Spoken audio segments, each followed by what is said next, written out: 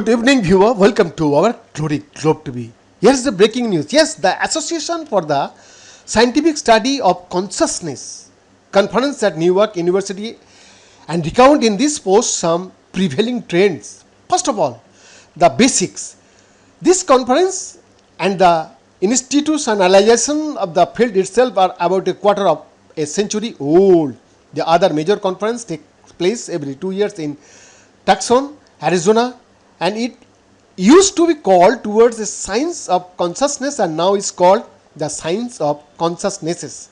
The later conference is more of a let a thousand flowers bloom setting, while the ASSC has always taken itself very seriously and tended towards neuroscientific evidence to underline this epochal conference and the legitimacy that the study of consciousness has achieved.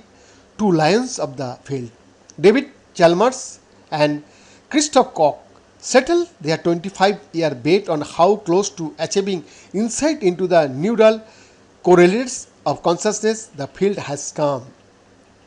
It turns out we are still a long way from where we would like to be, but there are plenty of fecund ideas and approaches that were on display at the conference. One interesting methodological approach is the adversarial collaboration, in which researchers with competing hypotheses agree to run an experiment that will empirically clarify whose theory best explains the results. Many researchers are involved in such a project, and it seems to be a soon and also boon for graduate students aiming to make a pulse or collaborate with more established scientists. Three theories have stood the test of time and spawned cottage industries for experimentation and expansion. One is the global workspace theory, originally spelled out by neurobiologist Bernard Baars.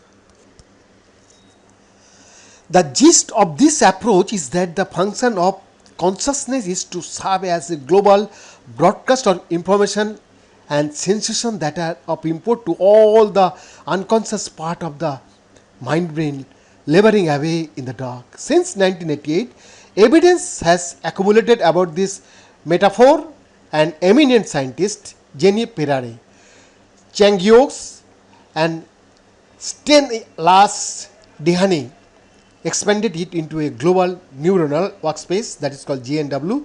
Some critics think the theory is overly cognitive, but it certainly helps us understand why some of the things the brain does become conscious, while the thousands of other things it does at the same they are not.